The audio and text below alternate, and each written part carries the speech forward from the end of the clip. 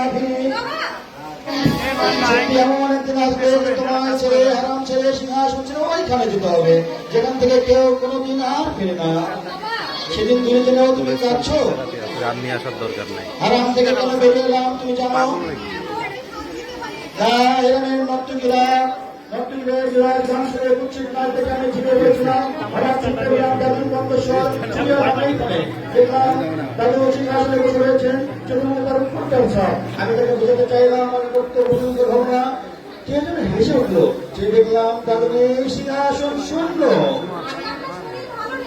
শুধু আজ এমনটি হয়নি রূপা, এর আগেও হয়েছে, তুমি জানতে পারোনি। রাতের পর রাত এমনি করে আমাদের এখানে শুধু আসতে হয়েছে, শোনাতে হয়েছে আমার সংকল্পের কথা। তো বিরাম নেই এইখানে এই সিংহাসনের পাশে।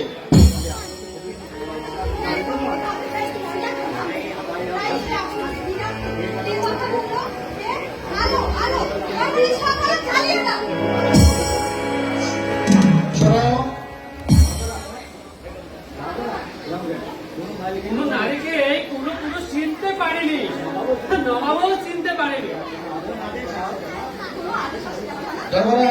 চাও তুমি কোন অধিকারে?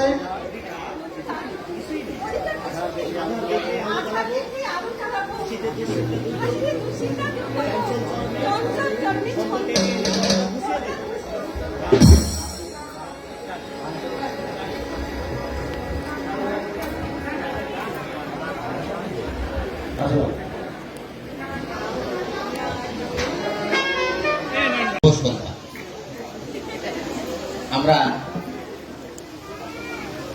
অনেক চমৎকার একটি নাটক মঞ্চনে এখানে দেখলাম, নবাব সিরাজউদ্দৌলা নাটক। আবু জাফর, সিকান্দার আবু জাফর এই নাটকটি রচনা করেছে, লিখেছেন। এই নাটক দুজন লেখক লিখেছেন। একটি লেখা নেতিবাচক হিসেবে সমাজে পরিচিতি আছে, আর মূলত আজকে আমরা যে নাটক দেখলাম সিকান্দার আবু জাফর রচিত নবাব সিরাজউদ্দৌলা, ইহাই বাস্তব বাস্তব এবং সত্য নাটক। এটি আমাদের বাস্তবতা। দীর্ঘদিন পরে, অনেকদিন পরে এরকম একটি চমৎকার সন্ধ্যা উপভোগ করলাম। এখানে যারা বিভিন্ন চরিত্রে অভিনয় করেছেন অসাধারণ। আমার মনে হয়েছে যে কোনো সরকারি কর্মকর্তা কর্মচারী এখানে অভিনয় করছেন না, নিতান্তই মানে পেশাগতভাবে যারা নাটকের সঙ্গে জড়িত, যেন ঠিক তাদেরই এখানে পারফরমেন্স আমরা মনে দেখছিলাম। আমি এই উপজেলা টিমকে আন্তরিক ধন্যবাদ জানাই অসাধারণ একটি নাটক মঞ্চন করার জন্য। অসাধারণ হয়েছে, এক কথায় যদি বলি অসাধারণ। সবার পারফরমেন্স খুবই চমৎকার ছিল। 4-5 জনের অভিনয় আমার মনে হয় যে সবারই নজর কেড়েছে। অসাধারণ একটি নাটক আমরা দেখলাম।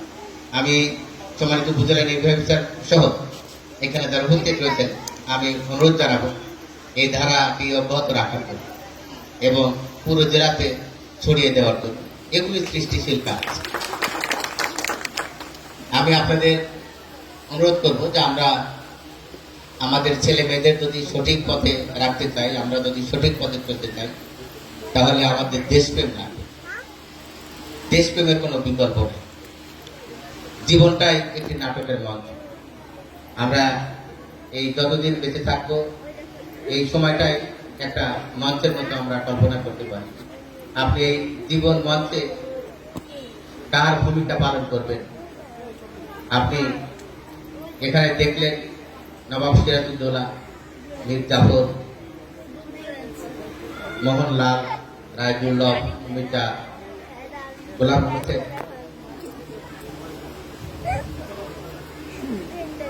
আগা, বুদ্ধা, ভার্সিটি বেগম। আপনি কোন চরিত্র অভিনয়? এটি খুবই গুরুত্বপূর্ণ বিষয়। আমি অনুরোধ করবো, আসেন আমাদের ছেলে মেয়েদেরকে দেশপ্রেম শিখাই।